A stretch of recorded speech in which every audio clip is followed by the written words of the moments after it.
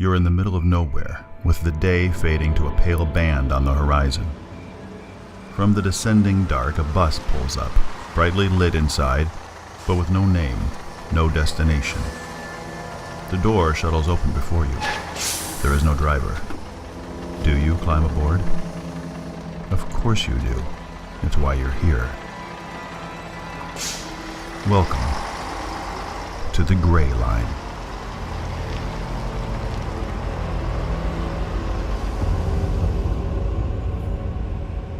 Tonight's journey will take us to Erie, Pennsylvania, a town well named, if not for its nearby lake, then for its proximity to certain ley lines of the unexplained.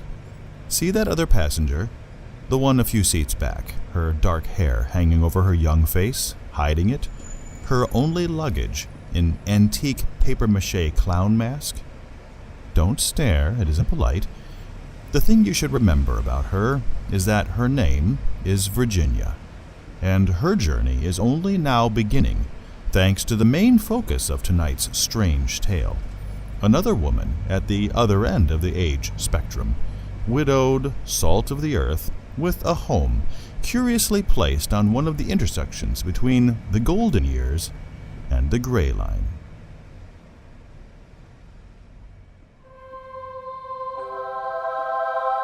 Georgie liked to talk. Her husband Bill would often say, Georgie may only have a 5,000-word vocabulary, but she uses the whole thing once every hour. Georgie didn't mind that he said that. What she did mind was that he died 9 years earlier. She minded because he was the one she'd mostly talked to.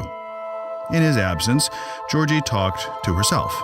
Or, more accurately, she talked to everything and anything. She talked to her ferns and ficus when she watered them.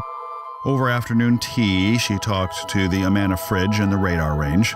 She talked to the vacuum cleaner as she swept the stairs and the dining room rug. She talked to the toilet and the sink and the alarm clock and the dresser. She talked to her 1994 Crown Victoria whenever she took it out, which wasn't all that often anymore now that her eyes were going. She talked to her back garden, where she spent most of her days when the weather was nice, which was about half the year in Erie, Pennsylvania, where Georgie had lived her entire life. And she talked to the graves on the other side of the chain-link fence. Georgie knew that some people would think it was creepy having a graveyard behind their back garden. To her, Wintergreen Cemetery was a beautiful rolling estate, as pretty as any English garden she'd seen on TV. Ancient oaks stood sentinel throughout, shushing with the breeze. A stone mausoleum half-robed in ivy decorated the crest of the nearest hill. The scent of fresh-cut grass and the distant drone of lawnmowers was a constant companion on hot summer days. And over the years, the graves just beyond the fence had become so familiar to Georgie that she'd started thinking of them as her neighbors. The closest headstone was small and leaning, its edges weathered and pocked by decades of bitter northern winters. It was shaped like a wedge, its face angled away from her, making it anonymous, except for one detail. Carved onto the top was the shape of a stone lamb, lying down, its head lowered. Georgie's mother had told her once long ago that a lamb on a headstone meant that it was the grave of a child.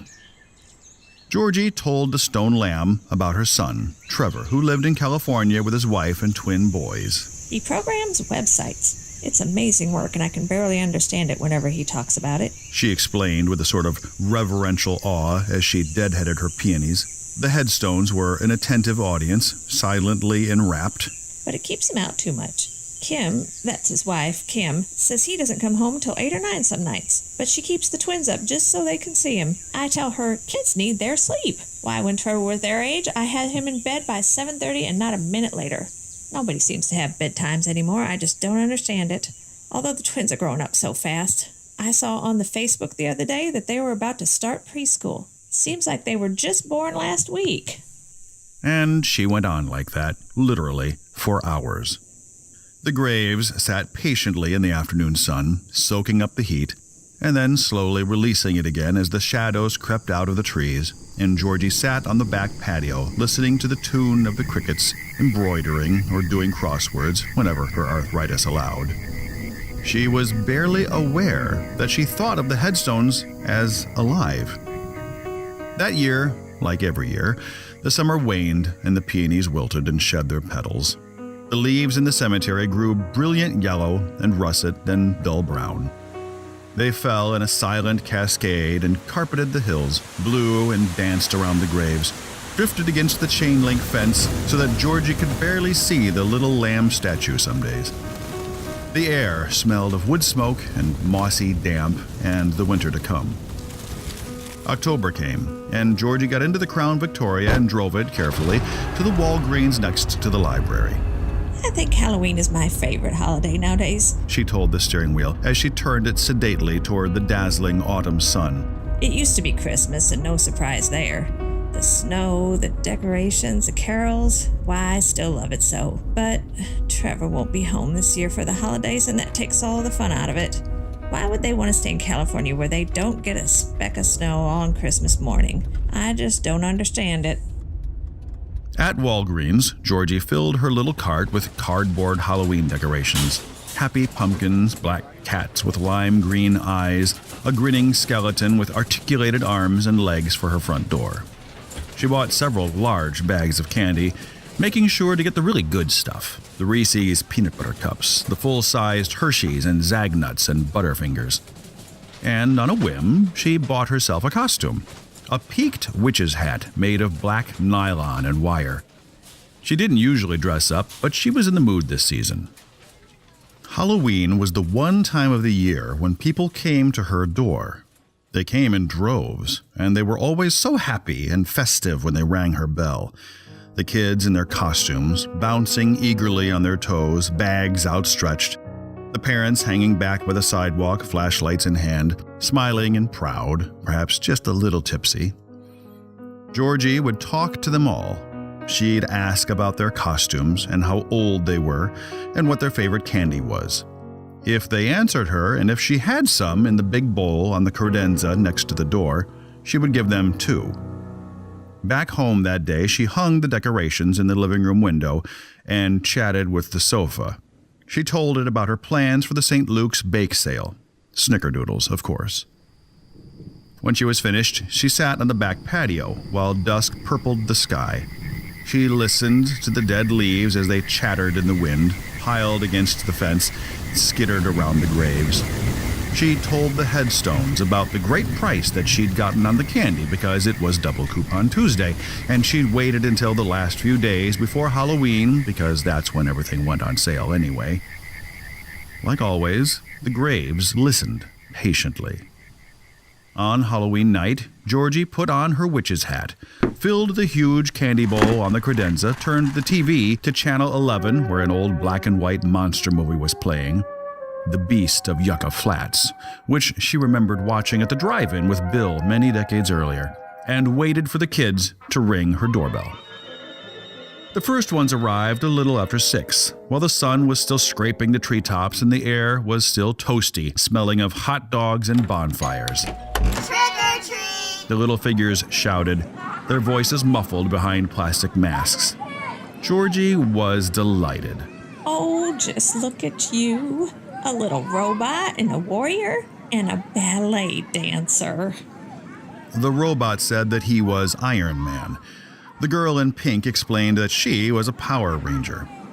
Georgie told them all that it was simply marvelous. She waved to the parents and wished them a happy Halloween. Dozens arrived on her front stoop over the course of the next few hours, and Georgie talked to all of them, waved to their parents, asked what schools they went to, told them all to have a lovely night and to be safe and to not eat too much candy, always with a knowing wink.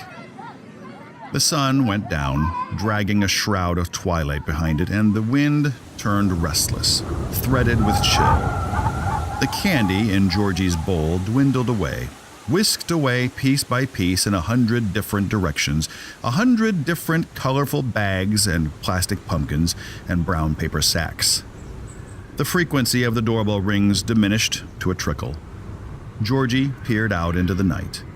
Kids' voices still echoed from neighboring streets, but hers was empty. The movie finished and the early news started. Georgie turned off the TV.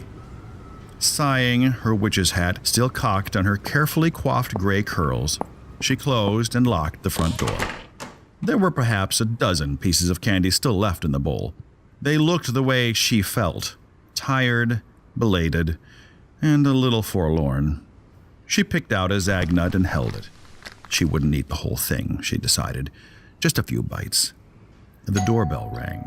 Georgie jumped and dropped the Zagnut back into the bowl. My heavens. She smiled ruefully to herself as she reached for the doorknob, twisted the lock. You think I hadn't been here all night answering this thing? She swung open the door, ready to hear the common refrain from the small figure standing there, bag in hand. But the child on the stoop simply stared up at Georgie, her face entirely hidden behind a large, garish mask. Georgie's blood went cool at the sight. Her knees grew weak. That mask!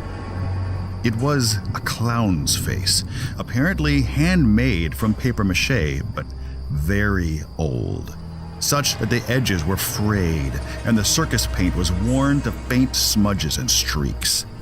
The thing was almost obscenely bumpy and warped, as if it had spent decades buried in a musty trunk, distorting, growing moldy, staring into shadows. The mouth smiled with inhuman banality. The eyes were squinted slits, black and empty. Georgie took an involuntary step backward. The girl took a tentative, compensating step forward, coming onto the threshold of the door. She moved timidly, but with a note of unmistakable temerity. Damp chill radiated from her in waves. Apart from the mask, her clothes were very old and very formal. An ivory dress, richly beaded and fringed with lace. The fabric was dank, heavy with mildew. It hung like seaweed from her thin body. Where are your parents, sweetie? Georgie managed, her voice an octave higher than normal. The clown mask didn't respond. The girl's eerily pale hands held a cloth sack. It looked like an old pillowcase with a rotten lace fringe. She lifted it weakly, almost hopelessly. Georgie whispered, Trick or treat? Her words became vapor in the suddenly frigid air. She looked aside at the candy bowl, and a gasp hitched painfully in her chest. She swayed on her heels. Her hand fluttered helplessly to her mouth. In the candy bowl, lying atop the remaining Zagnuts and Reese's, was a small china doll. It was sprawled on its back, arms and legs akimbo, dressed in a colorless frock and black patent leather shoes. The face, laced with cracks, stared beatifically up at Georgie. Georgie took the doll into her hands, carefully. It was faintly damp, lumpy with age. The head lolled, and she cradled it. She turned to the little girl standing in her doorway. The clown mask showed no emotion, but an air of bittersweet recognition seemed to emanate from the angle of it, from the tilt as it followed Georgie's hands. She willed herself to approach the little girl.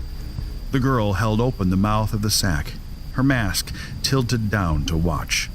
Carefully, Georgie laid the doll inside. The girl closed the sack over it. Haltingly, she retreated a single step. She stared up at Georgie again. Georgie blinked, then gave a little shrug. Her brain felt like it had been dosed with Novocaine. Are you? She asked tremulously, unsure she dared say it aloud. Are you from? She gestured vaguely with her hand, cocked her head toward the backyard, toward the cemetery. The girl didn't respond with words. Her shoulders slackened slightly. Her chin drooped. Georgie could see the top of her head. Her hair was dark, carefully combed and parted down the center, but matted and dull, virtually glued to her white scalp. Georgie tried again, pressing a nervous hand to her throat. I just I never thought. But the girl turned away. Her head was still down, her shoulders lax. The beading on her skirt glittered faintly. The back of her dress was crossed with huge, ugly, gaping slashes, matted brown, stained and thick with old blood. Georgie recoiled, her mouth drawing down in a frown of revulsion and dismay. Wait. She rasped, putting out her hand but not quite touching the pathetic figure. The girl stepped off the stoop, her cloth sack still held before her. The bulge of the doll's head bumped her hip. Darkness covered her as the wind gusted suddenly, capriciously, carrying grit and leaves around her in a miniature cyclone. When they fell away, the shadowy figure was gone. But Georgie could still smell her. She could still feel the deep chill of her presence in the front hall. And in the bowl next to the door, lying amidst the remaining Zagnuts and Hershey's, was a small, black, patent leather shoe. It had fallen off the China doll. Georgie put the shoe in an old jewelry box and hid it in the cupboard over the stove. She wasn't really sure why. Over the next few months, while the Christmas lights went up along the main street, then came down again as the snow fell, piled up, grew old and gray with slush, Georgie tried to tell herself that she hadn't seen the dead girl in her front hall at all. She tried to forget the tiny doll's shoe in the cabinet above her stove, or to lie to herself about where it had come from. It didn't work, mainly because Georgie didn't want it to work.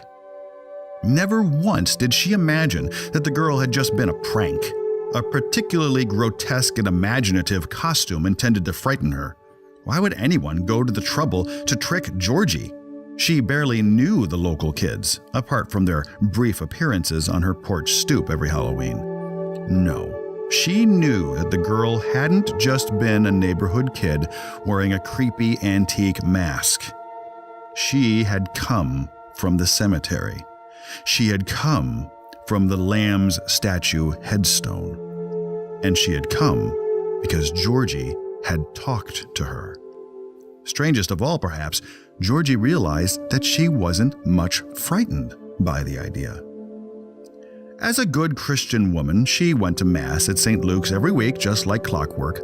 She knew that there were no such things as zombies, not like in that terrible violent show on the AMC channel. She knew that the Bible said people would either go to heaven or hell come Judgment Day. But she also knew that Judgment Day hadn't happened yet. So, what were all those dead people doing until then? Maybe they were all just sort of asleep. Maybe they were caught in a kind of suspended nothing between death and the end of days. Except that Georgie had woken one of them up. She'd done it simply by talking to them, by treating them like they cared what she had to say, like they mattered. She didn't want to doubt the Halloween apparition, because more than anything, she wanted to believe that the graves really did hear her. She wanted to think that she wasn't alone. She wanted to think that she mattered too. So she simply adjusted to her new reality. It was surprisingly easy. There was simply no one there to tell her that she was crazy. Spring in Erie, Pennsylvania was never really a given, but sometime around late May that year it did eventually come. The icicles on Georgie's gutters bled away reluctantly. The muddy yard breathed deep and exhaled new grass, daffodils, and eventually dandelions and crabgrass, which Georgie methodically plucked with her weeder. She planted carrots, tomatoes, and cabbages. She tended her peonies. And she talked to the gravestones. She pulled one of the old metal patio chairs over to the fence and sat down with a glass of Lipton iced tea and told them about her day. She regaled the headstones with stories about Bill back in the day, about how he courted her in high school, wooed her in the backseat of his convertible, married her, and went to work as an engineer at the washing machine factory on the other side of town. She told the graves her worries and observations about Trevor, who promised to come sometime after Easter if he could get away, although Georgie wasn't holding her breath. and his wife Kim's new job at some tech startup, whatever that was, and the twins' new life of daycare and preschool. And she did a little research. First, she went for a walk in the cemetery. It was odd seeing her house from the other side of the fence. The rolling hills and stately oaks had become a nearly mythical tableau to her, like things seen through a magic mirror. She touched the rough bark of one of the trees, ran her fingertips over the sandpapery curves and angles of some of the headstones. Then she laid her hand on the bowed head of the stone lamb. The inscription was almost worn away. Only the main details were still legible. Virginia Olive Partridge, age 11. She had died in 1920. A few weeks later, Georgie drove over to the Walgreens for some TP and Lysol and cup of soups, and on a whim, stopped at the library next door. Patty Gwen was an old school friend who worked there. They hadn't kept up much, but Patty was friendly enough when Georgie approached the reference desk. She asked if she could look up some back issues of the Erie Times newspaper.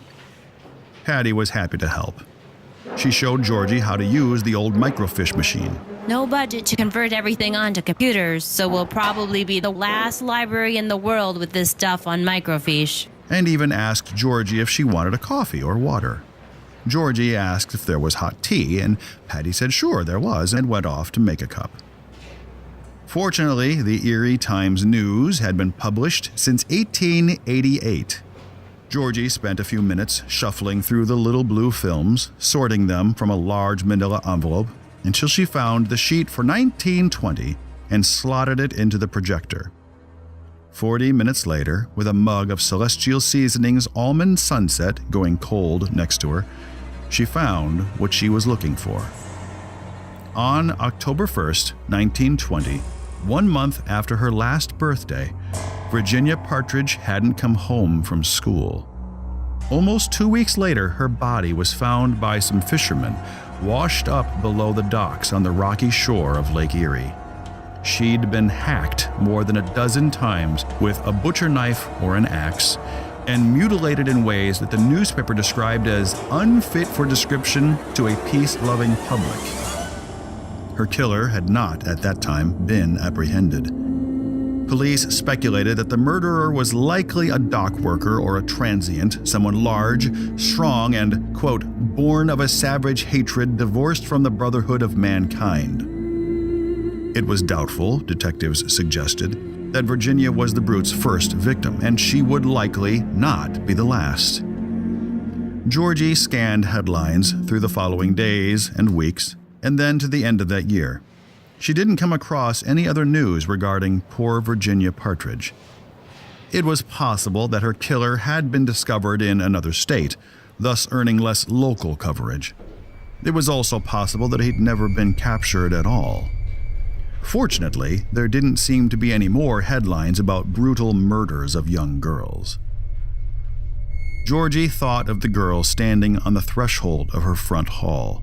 She thought of the hack marks slashed into the back of her dress and the bloody fabric dried and stiffened to muddy maroon. She considered asking Trevor to look Virginia up on the internet. Georgie herself could navigate Facebook on the little Mac laptop that he'd given her. He'd made a tab for it on her web browser.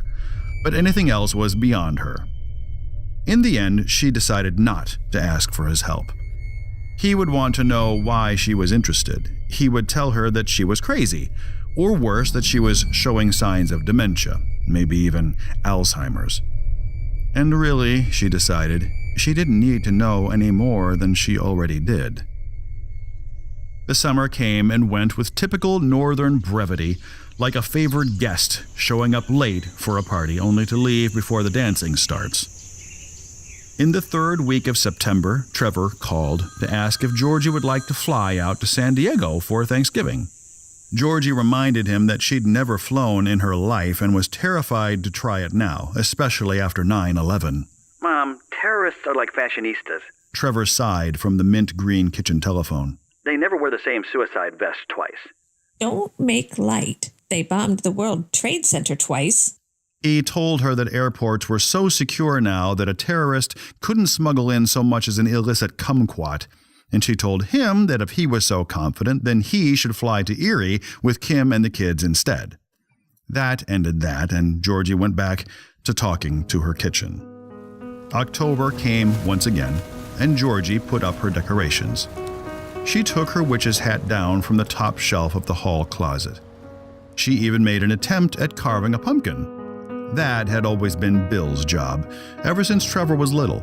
Her jack-o'-lantern turned out crooked and simplistic, but she was still pretty proud of it. She decided to call it Arthur. On Halloween evening, while the sun was still up, she put a candle in Arthur and perched him on the corner of her stoop. Georgie realized that she was nervous. Or not nervous exactly, but brimming with tense electric anticipation, along with just a twinge of fear. The kids began ringing her doorbell, and she exclaimed over their costumes, dropped candy into their bags and plastic pumpkins, waved to their parents, and bid everyone a safe and happy night. It was cold this year, with a bitter wind coming in from the lake, herding gray clouds across the sky like reluctant steel-wool sheep. The chill dampened the trick-or-treaters' enthusiasm. Georgie saw parents hurrying their kids along, holding hats and masks to heads and faces. By 9 o'clock, the doorbell had rung for the last time. The candy bowl was still half full. Virginia Partridge hadn't come. Georgie peered out through the rectangular windows set into her front door, looked up and down the street.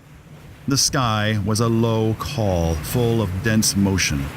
The trees buffeted with angry gusts. Telephone wires rippled and sang between their poles. At the nearby corner, a streetlight cast orange light down onto the empty intersection. Feeling a tense friction of disappointment and relief, Georgie locked the door. She carried the candy bowl into the dark kitchen, then stopped short with a gasp, her eyes snapping wide open. Her arms weakened, and the candy bowl dipped in her hands, spilling its contents. Candy bars scattered across the linoleum like chunky confetti. Standing just outside her back door was a tall, dark shape, perfectly motionless, silhouetted against the sheer curtains. Georgie's heart felt like a hummingbird in her throat.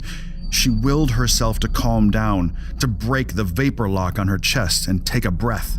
It came in a ragged wheeze, but she felt herself relax ever so slightly. She set the candy bowl aside on the table and approached the door. The figure might have been watching through the gap in the curtains. There was no way to tell. It didn't move. Trembling only slightly, Georgie reached to unbolt the lock, twisted the doorknob, and tugged. The figure was a man, or at least he used to be.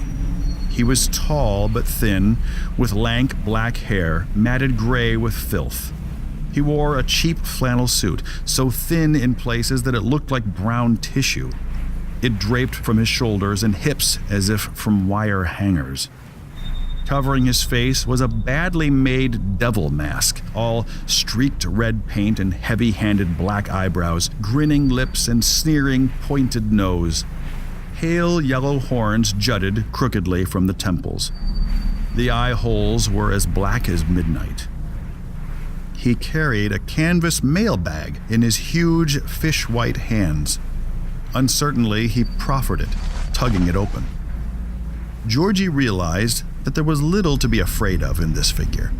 She even had an inkling of who it was. Fourth headstone out, the marble obelisk. She squinted her eyes a little and cocked her head. Mr. Obie? The figure didn't move, but there was a subtle hint of assent in the air. No sound of breathing came from behind the toothy devil face. Georgie turned to the candy bowl on the table.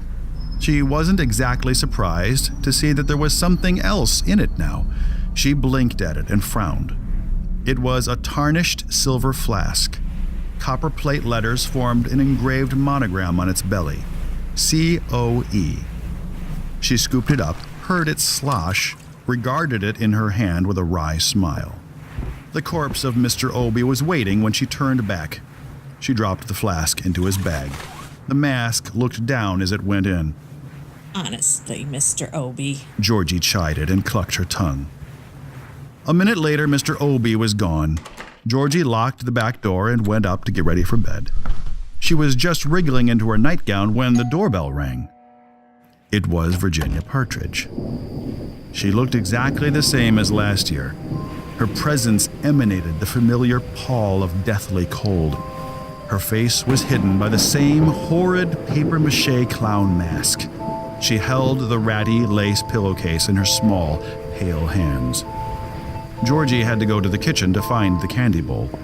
This time it contained a threadbare book, hardbound in green cloth. On the cover, curly-Q words spelled out the title, Dorothy Dainty and the Stone House. When Georgie placed the book into her sack, Virginia sighed wistfully. The sound was like wind rattling bare winter branches. Without a word, the dead girl walked out into the darkness. Her pale dress buffeting in the wind, its beads chittering, its lace hem batting her ankles.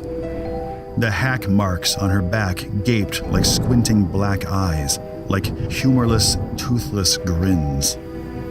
A moment later, Georgie was alone on her stoop, clutching her house dress about her, straining her eyes at the dark. When she got up the next morning, somebody had smashed Arthur on the sidewalk. Georgie didn't much mind. Kids would be kids.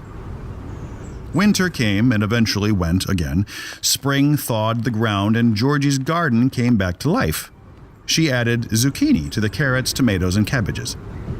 While cleaning out the garage, she came across an old plastic sunflower, another gift from Bill back when she'd first put in the garden. She staked it next to the chain-link fence across from her patio chair. It caught the breeze and spun, making happy little squeaks. Georgie thought Virginia might like it.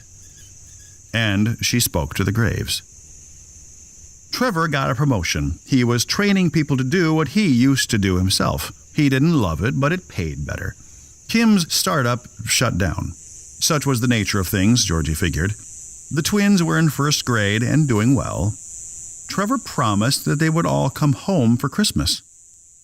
Autumn shouldered summer out of the way too early, as usual, and the Halloween decorations went up. Georgie went to Walgreens and stocked up on candy. On Halloween night, she put on her witch's hat. The doorbell started to ring.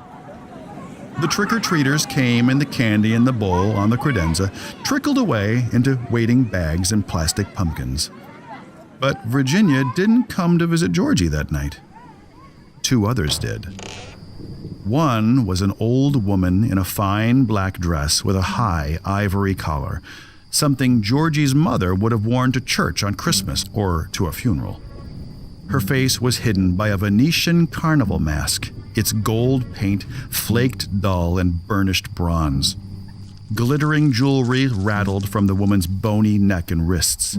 She smelled of Chanel and rotten pumpkins. When Georgie turned to her candy bowl, a man's boutonniere lay in it. It was a white carnation, dried and pressed flat, as if between the pages of a book. Reverentially, the woman held out a turquoise beaded purse to accept it. The second visitor was a young boy, half her height. He wore a dingy corduroy jacket, white shirt, and gray pants. His feet were bare and dirty, as if he'd kicked off his burial shoes out of stubborn defiance. Invisible eyes peered up at her from a Richard Nixon mask. The plastic grin was as white as the moon. Georgie had expected a toy for him, but the candy bowl had instead produced a cheap digital watch, fake gold with an expansion band, now broken. The display was scuffed and dead. The boy looked down into his paper bag as Georgie dropped it in. For a long moment, he simply stared at the old watch.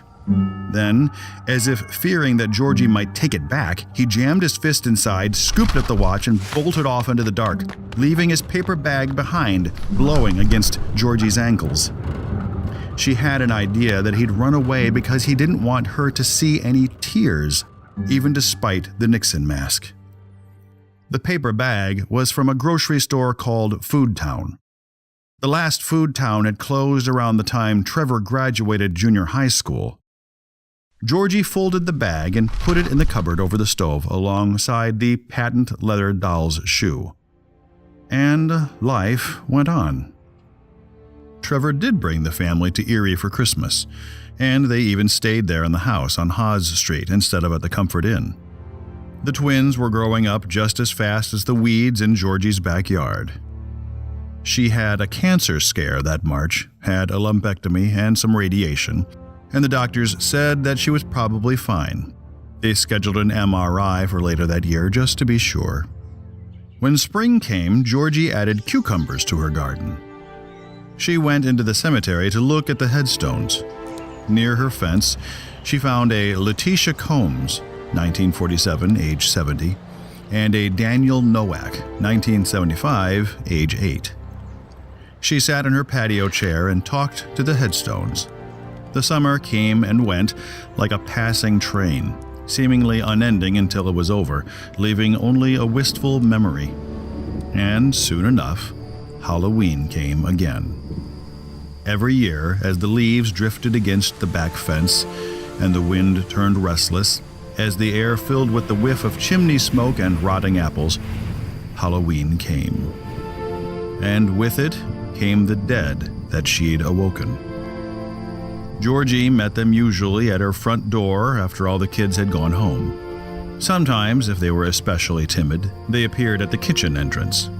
They came in all shapes, ages, and stages of decomposition. Some of the fresher ones reeked so badly that Georgie breathed through her mouth so as not to offend them. The older ones smelled mainly of mildew and cinnamon. The oldest were mere bones and dry skin, skeletons shrink-wrapped in thin leather. But all of them wore masks, hiding the sad horror of their faces, as if ashamed of their own helpless decay. Each one carried a facsimile of a trick-or-treat bag, and all of the bags received something from the candy bowl. Sometimes they were favorite toys or mementos. Other times they were prized possessions, but most of the objects were completely inexplicable and random, at least to Georgie. An old movie ticket, a skeleton key on a rabbit's foot keychain, a stack of letters, a pocket knife. One overweight man in a rotted leisure suit and a Planet of the Apes mask had even received a bowling ball. Virginia Partridge didn't always come. But when she did, the candy bowl invariably offered her something new, something of apparent importance and sentiment.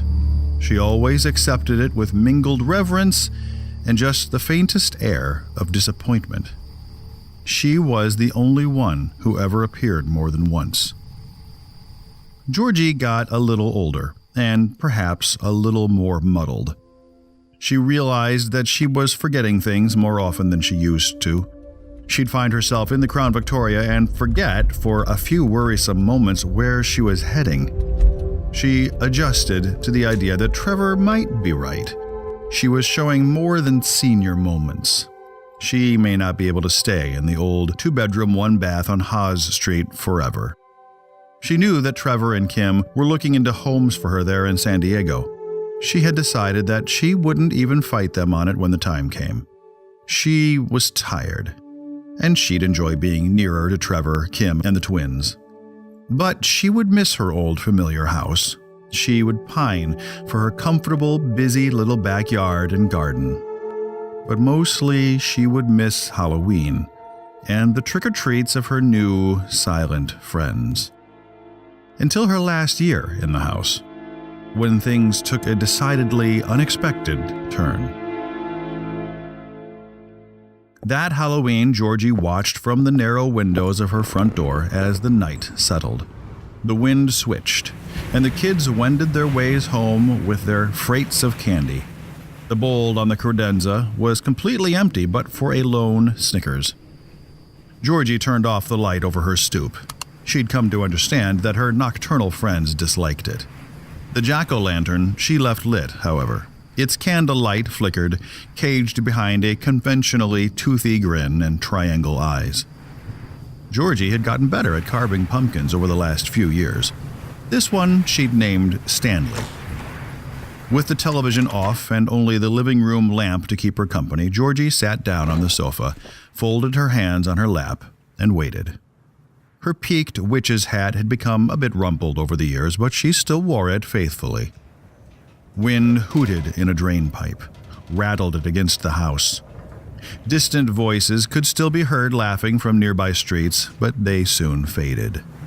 Night settled its grip firmly beyond Georgie's living room window. She waited. But no one came. After an hour, Georgie set her crossword aside and went to peer out the front door windows again. It was a crisp night, promising an early frost by morning. The wind twitched like a lion's tail in the trees and the telephone wires. Leaves skittered like startled rats beneath the street lamp on the corner. Georgie went to the kitchen. No one stood silhouetted in the glass of the back door. She twitched the curtains aside and looked across the yard toward the darkness of the cemetery. Nothing moved. She blew out a confused sigh. There was a pan in the sink from her dinner, along with her plate and silverware. She washed them. She wiped the counter and the stovetop. She didn't speak to the fridge, or the radar range, or the spider plant hanging by the window. She waited another half hour. Feeling a bit sad and confused, she climbed the stairs to get ready for bed. She was just stepping onto the landing when a knock came at the front door. Georgie paused, relieved but still confused. None of them had ever knocked before. They always rang the doorbell or just waited in the dark of the back patio for her to see them. It had been a heavy knock, hard enough to rattle the windows and vibrate the step beneath her foot. She hurried back down, turned on the living room light again, unbolted the front door, and eased it open. A push of icy, barren wind shoved the door aside, tugging it from her grip and bashing it against the stop. Georgie blinked and looked up at the figure that stood against the night sky, filling her doorway. He was uncommonly big, draped in a long, flapping pea coat and rough pants. He was fat and muscular, like a wild boar that had trained itself to stand upright and wear man clothes. The head was like a torpedo rising from the bulge of the neck. It was topped with a ragged crew cut, sparse and patchy on the mottled scalp. The man's hands were like anvils. They hung loose at his sides, decked in grimy work gloves. He wore a Casper the Friendly Ghost mask. It was crooked, ridiculously small on his massive, lumpy head. Georgie shook her head slowly and backed away. She breathed wonderingly. You're not one of mine. The floor seemed to tilt away from her. The world bled gray all around, turning every shadow into a watching, hollow eye. Cold breath worked its insidious, snaking path into Georgie's mouth and nose, up the sleeves of her dress, down her collar. She was still shaking her head in deep, growing panic. With dawning certainty, she went on. You shouldn't be here. You don't belong. The Casper mask was all wrong. It didn't belong to this beast. He had stolen it from some poor child, or worse. With a sudden gasp of fear, Georgie whipped her head to look into the candy bowl. The knife was so large that its handle jutted up out of the side, a worn wooden haft studded with brass rivets. Georgie recognized it as a butcher's cleaver. The rectangular blade was large enough to dismember a cow. Its steel caught the moonlight, glinted through a hash of industrious scuffs and scratches. Georgie was still shaking her head, almost spastically now. Both hands flew to her mouth, cupped her chin to steady it. The figure in the doorway held out its massive gloved hands. And Georgie saw, of course, the gloves weren't grimed with mud. They were stiff with blood. No. Georgie moaned through her fingers. Go away. You're evil. The figure took a sudden stomping step over the threshold, shuddering the floor. It jutted its hands out again, nearly into Georgie's face. Georgie's knees shook. It was a wonder, she mused shrilly, that she didn't simply pass out from fear. She looked up at Casper's terrible, happy smile. Behind his chipper black eyes, the massive head loomed, seeming to brush the very ceiling. Terror-stricken, Georgie edged toward the candy bowl and raised her hand. It trembled violently, her fingers numb and fumbling. She reached into the bowl, felt the cold steel of the butcher's cleaver, then reached beneath it. Shaking badly, she withdrew the lone Snickers bar. She turned back to the hulking figure and held it out. He was gone. With a sudden suck of air and a piercing creak, the door whooshed shut in front of her, slamming hard enough to crack one of its narrow windows. The mirror over the credenza fell from the wall and shattered in its frame. Georgie's heart hammered in her thin chest. She stumbled backwards, dropping the Snickers, losing her balance, wheeling one arm behind her for support. Her heel scraped on a shard of broken mirror, and she fell against the balustrade of the stairs, barely managing to keep her feet. Her witch's hat fell and bowled away across the entry. Georgie's face was a frowning rictus, wild-eyed with shock. Her gaze never left the darkened front door. As she watched, the bolt chocked firmly into place. And something thumped in the upstairs guest bedroom, heavy enough to send a tremor through the house. Georgie snapped her head upright, stared furiously up at the ceiling. Trick or treat. She thought helplessly. The rules are so simple anyone can understand them. If you don't give a treat, you get a trick. Footsteps rocked across the upstairs floor, quick and heavy. Boots on carpet, then on the hardwood of the hall. Georgie uttered a breathless, wispy scream and scrambled upright, hurrying away from the stairs, aiming for the kitchen. She butted a hip painfully against the table and wheeled around, pressing her back against the sink. She considered a knife. They were right there in the wooden block next to the stove. She wasn't sure she could summon the strength or the brutality to use such a thing, but it was better than nothing. She reached for the largest knife in the block. Something banged against the window over the sink, startling Georgie so that she screamed again and recoiled, flailing into the center of the kitchen. A huge gloved hand was splayed against the window, silhouetted against the night sky. Ponderously, it curled into a fist, drew back, and hammered a knock, rattling the glass. It repeated this motion again and again.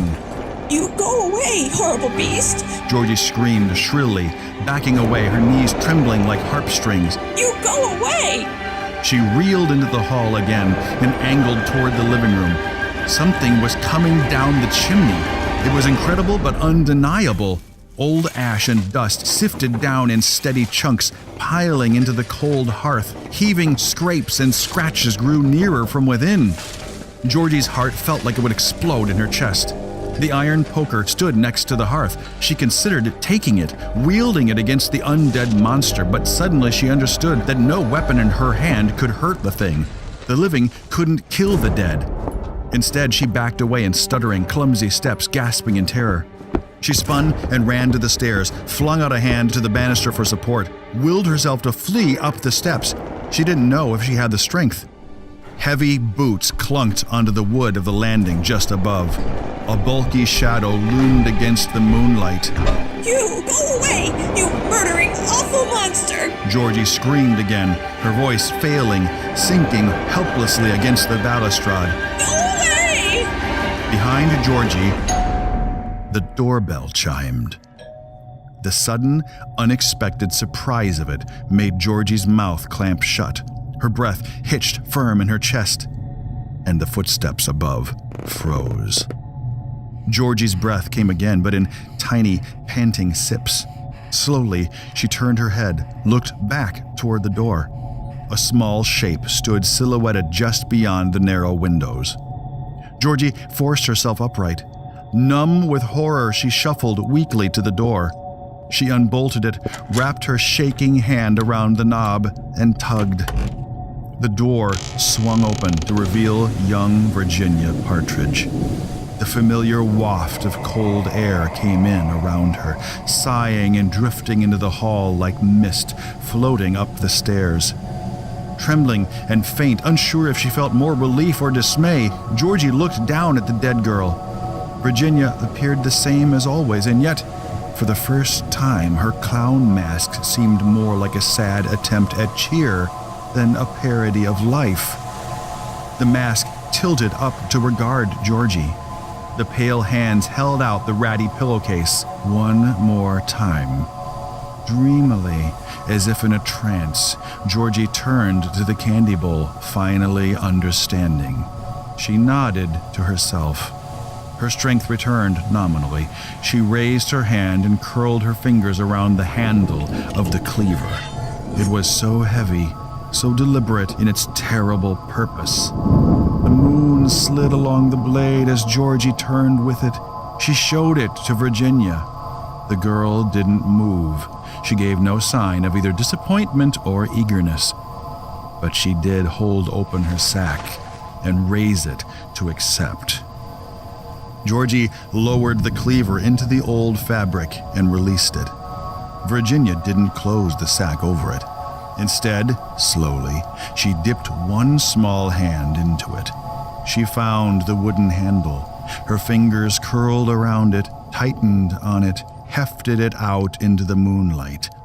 She let the old pillowcase drop away around it. And now the clown mask didn't look like a parody at all. For the first time, Georgie sensed that its painted smile was absolutely genuine. Because the monster that had killed Virginia had taken a terrible risk in coming here tonight. It had risked confronting the one whose vengeance would not be denied. Georgie exhaled shakily. Virginia? She said the girl's name aloud for the first time, then stepped slightly aside. She raised one hand, gestured a welcome. Would you like to come in? The clown mask nodded once, meaningfully. The girl stepped across the threshold. With stately, deliberate grace, she crossed the entry, walked to the stairs, raised a foot, and began to climb. Her pale hand wafted along the polished banister, her right arm cocked at the elbow, raising the cleaver. The hack marks in the back of her dress flexed and flowed as she climbed. And above her, in the darkness of the landing, something moaned. It was a sound of pure, mewling, ghostly terror. Heavy footsteps backed away, clumsily, haltingly. The scales were evened. The tables had turned. For the thing on the landing, there was no longer any escape. Georgie didn't want to watch. She mustered herself, hurried to the couch, hooked the Afghan off its armrest, and then stepped quickly out into the darkness of her stoop, easing the door shut behind her until it clicked. She sat there on the stoop, the Afghan wrapped around her shoulders, one hand resting on Stanley's flickering orange head, until almost 11. She heard nothing from within, and knew that that was a blessing.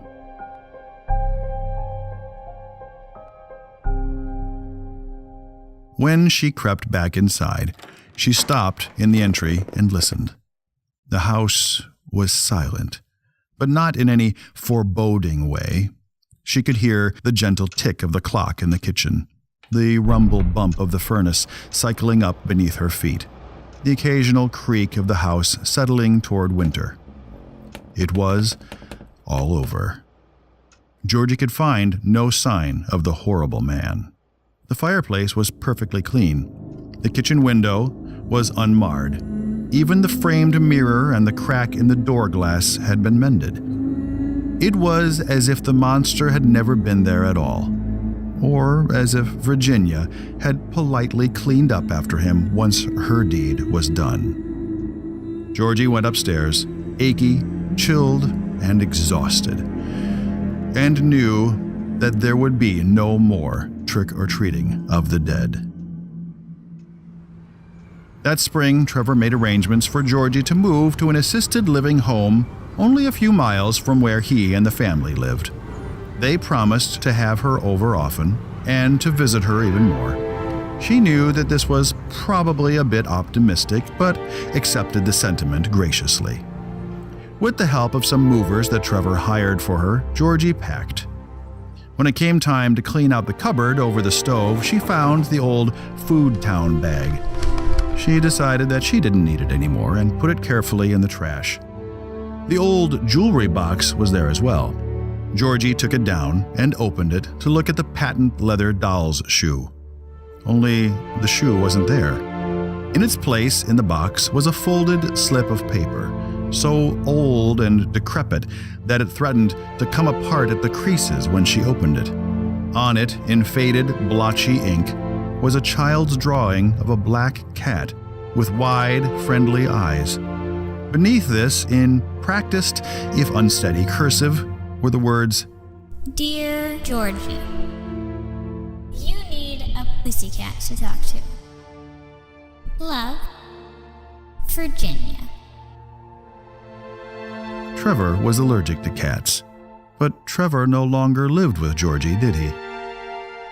Shortly after moving into her immaculate new apartment, within sight of the Pacific Ocean and its fresh, salty breeze, so unlike the winds that had barreled across her old familiar Lake Erie, Georgie picked out a nice, tawny tomcat.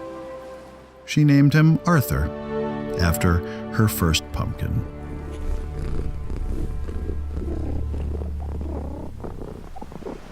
And that, faithful traveler, brings us to tonight's final destination. Be sure to collect your luggage, should you have any, and please mind the closing doors. Thank you for traveling with us, and do remember, not every journey ends so conveniently. The next time you board with us, you may find yourself lost forever. Just one more tale told on the forgotten highways of the Gray Line.